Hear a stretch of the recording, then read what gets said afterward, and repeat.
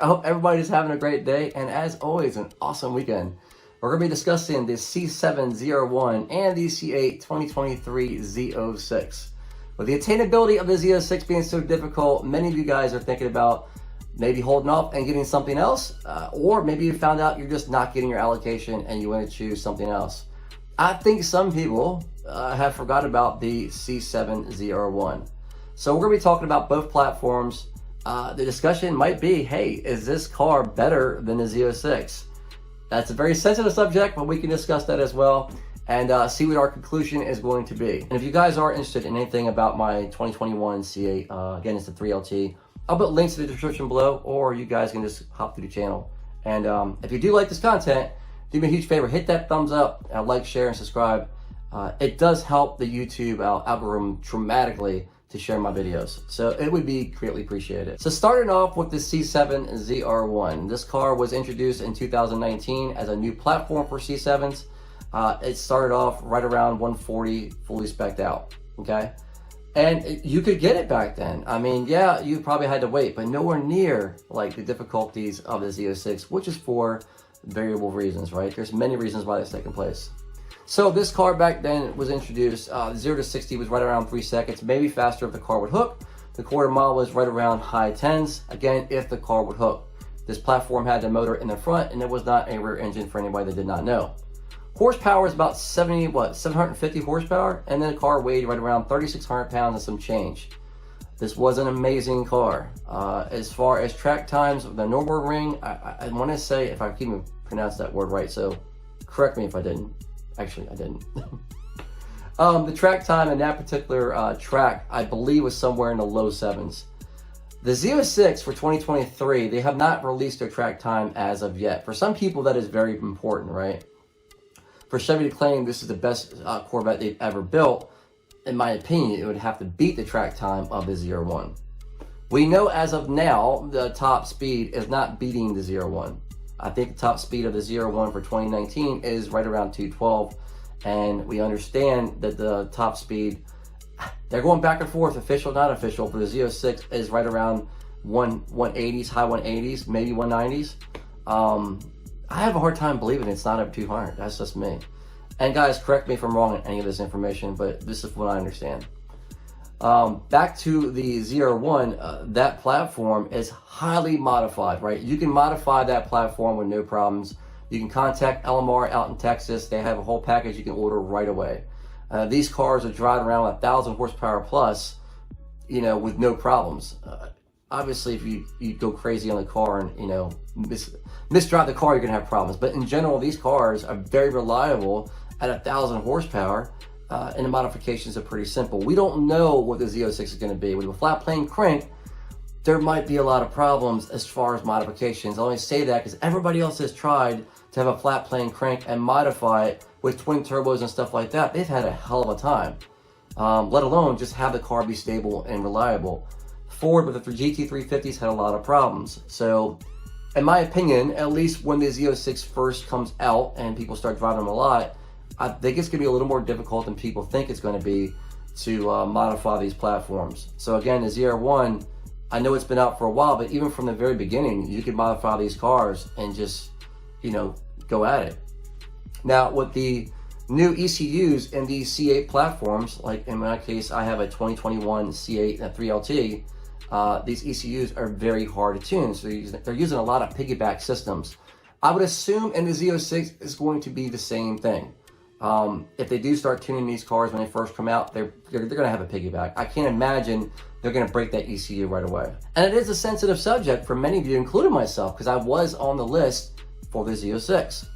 And if you'd like to see why I got off that list, again, I'll put a link in the description below as well, and we'll go over that whole reasoning for doing so. But it begs the question, as far as value points, you know, the Z06, if you're paying a premium, fully spec'd out, you're going to be close to north of 200 or more. We've heard the rumors, right? Everybody's heard the rumors. 50,000 over, 100,000 over, and you're already speccing a car out to 140 if you can even get the car without the current restraints. Well, the ZR1, the C7 2019 ZR1, fully spec'd out was about 140, and these cars, from a value perspective, are going crazy, right? I saw recently at a Mecum auction, I think they got it for 180 something with barely any miles. I believe it was a yellow convertible. Still had plastic on the seats, you know? With these values going north of 200, that was a steal. So price point wise, right? Let's say, and we're not talking about like the ZR1s, the first stick, bin number 4. Like right currently, Whitmore has that car for sale if you guys or anybody else is interested. The value of that is going to be more than most or some of the ZR1s because it's so rare. So we're going to be discussing mostly the ZR1 in general, right? So let's say the ballpark is 200,000. What are you getting for that car versus the Z06? Performance-wise, at least on paper, from what I understand, it's going to be close. Now, I understand 0 to 60 is supposed to be faster in the new Z06. The ZR1, if you're getting this car to hook, is somewhere in the high 2s. Is that a big deal to you? For some it is, and for some of you it's not. Top speed is going to be faster than the ZR1, right? Is weight going to be an issue? I would speculate, because it's up in the air all over the place, and they do have some official numbers. The Z06 is going to be right around, depending on which package you get, can be 3,600 plus. So the weight is right around the same for both of them. I want to guess the ZR1 fully spec'd out is still lighter. That's my assumption. If it's something like, well, I want a car that's very rare and very unique.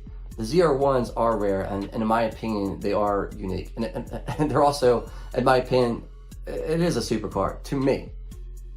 And that's going to drive some people crazy. No, absolutely not. It's not a supercar. To each is their own. That's my opinion. I think the car is amazing. So if you want a car that had carbon ceramic brakes, if you go back to the C6 ZR1s, they had carbon ceramic brakes. You know, that car was way ahead of its time. So if you're looking for carbon ceramic brakes, great performance, a car that's rare, it's going to increase in value, and it's extremely fast for what it is, you know, the ZR1 might be something you might want to look into. Or you can just wait. We can just wait, and hopefully down the road, you'll be able to get your spec to the exact way you want it. And just fingers crossed, either you're paying retail or you're going to be paying a premium. If you're paying premium, man, the world is your oyster. There's so many options out there. You know, Christ, if you're paying over 100,000 on top of this car, I would probably look elsewhere for some other options. There's a lot of options out there for a car that's, well, it just depends. So if you're fully speccing out 140, you're adding 100, that's 240. I don't know. Maybe it's not. It's really close, right? Some people are going to say McLaren. I wouldn't do it.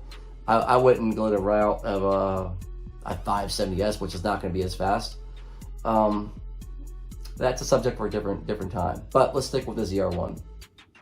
So looking at the Z06 and my first impressions, I was pretty blown away on certain aspects, obviously, as far as the motor. Now, the flat plane crank, this is where some of you are driving this discussion too, right? 670 horsepower with a flat plane crank, 8,500 RPMs as far as revved out. Here's the thing. Let's say you get this Z06, right? You got this amazing motor. I don't know if you're going to be able to modify, if you want to, that car for a while. Right now, people are piggybacking ECUs with DC8.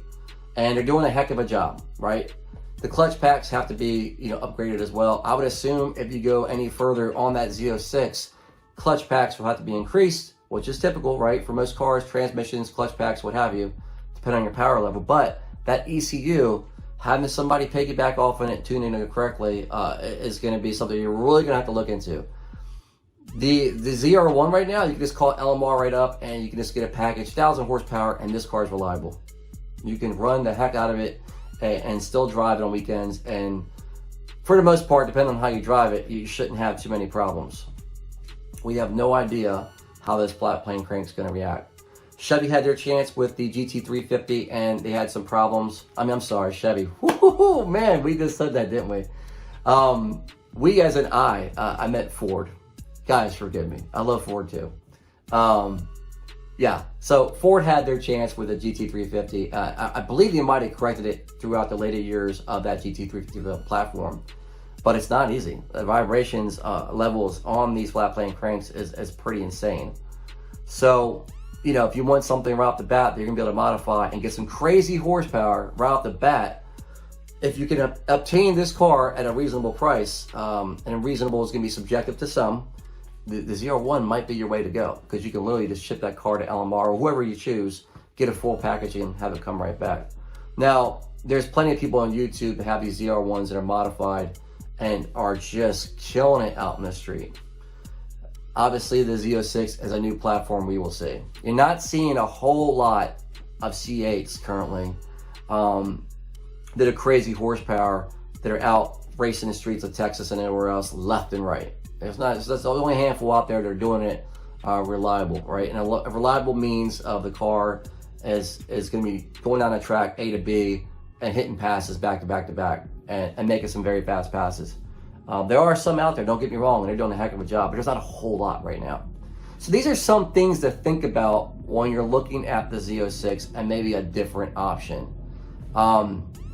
As far as tech, that's really going to depend on you, right? Is tech a very big deal to you?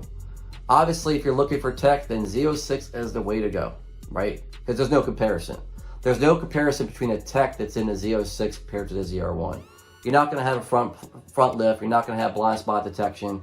The car is going to do a U-turn like a freaking truck, right? Because when I had the C7 platform, I had a Z06, which is obviously two different, platforms, but the U-turn radius was horrendous compared to the C8 platform. My C8 right now, I would assume it's going to be the same for the Z06, can do a U-turn like a Volkswagen GTI. If that means anything to you, right? If you want the competition seats that are extremely aggressive in the C8 platform, it's night and day compared to the competition seats that are in the C7. So that is something you're going to have to decide, right? As tech, does it mean that much to you? Because you're not going to have that in the C7. I would think for some people, or for most, they're looking into collectability or overall what this car is worth on the road, and that's not a big concern to them, right?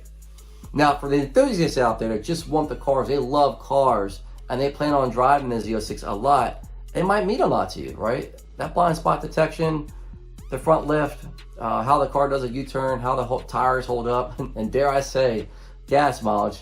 I would assume that the ZR1 and the gas mileage and the Z06 is probably similar. I haven't met anybody personally that is looking into the ZR1 or the Z06 and thinking gas mileage. I just haven't. So, yeah.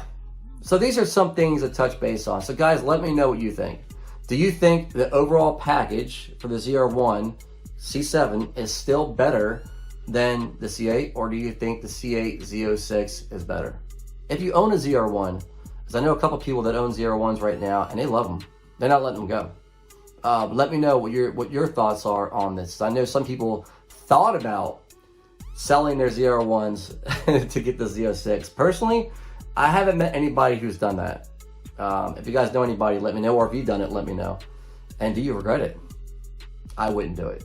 I would, if I had a ZR1 right now, 2019, I would not sell that for the new Z06. That's just my opinion. That could change. That could change down the road. I've been wrong about the Z06 before. So guys, I want to make this short. I'm going to let you go. And you guys have a great day. Like, share, subscribe. Give me that thumbs up. It does mean a lot. Even my screen is telling me I got to go. So I will see you guys at the next upload. See ya.